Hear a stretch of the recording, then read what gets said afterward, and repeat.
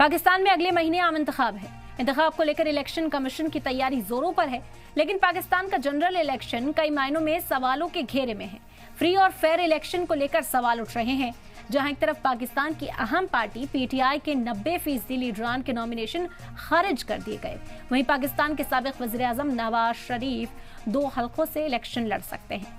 ये अलग बात है कि नवाज शरीफ के नॉमिनेशन की मंजूरी के खिलाफ साबिक वज़ीर आज़म इमरान खान की पार्टी कोर्ट जा चुकी है।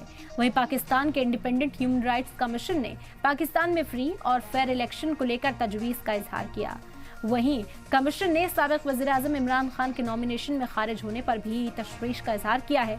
अब ऐसे में सवाल पैदा होता है कि क्या पाकिस्तान के साबिक वज़ीर आज़म और पाकिस्तान के तहरीक-ए-इंसाफ के बानी इमरान खान के कागजात नामजदगी मुस्तरद होने के बाद अब वो 8 फरवरी को इलेक्शन लड़ सकेंगे या फिर नहीं?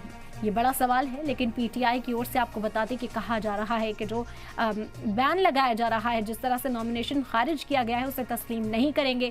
सुप्रीम कोर्ट का जो रास्ता है वो भी पीटीआई के लीडरान के सामने है, इमरान खान के सामने है, तो पीटीआई अब सुप्रीम कोर्ट का रुख कर सकती है। एतराज़ इस बात को लेकर भी जताया जा रहा है कि नवाज शरीफ के ऊपर भी वो मामले हैं। नवाज शरीफ पर ताउम्र पाबंदी सुप्रीम कोर्ट की ओर से लगाई गई है, तो फिर आखिर नवाज शरीफ का नॉमिनेशन एक्सेप्ट हो जाता है। इमरान खान जो 2 जगह से नॉमिनेशन के लिए फाइल करते हैं, 2 जगह से नॉमिनेशन की बात की जा रही थी कि लाहौर और मियांवाली से इमरान खान इंतखाबी मैदान में उतरना चाहते हैं, लेकिन उन्हें यहां पर इसकी इजाज़त नहीं दी गई। इलेक्शन कमीशन की ओर से जो नॉमिनेशन था उसे खारिज कर दिया गया। साथ ही साथ आपको बता दें कि पीटीआई का इल्ज़ाम है कि लगभग 90% ऐसे लीडरान हैं जिनका नॉमिनेशन यहां पर खारिज करने की काम की गई है, बल्कि जो दूसरे सियासी पार्टियां हैं उनके जो लीडरान हैं उनका सभी का नॉमिनेशन कबूल किया गया है।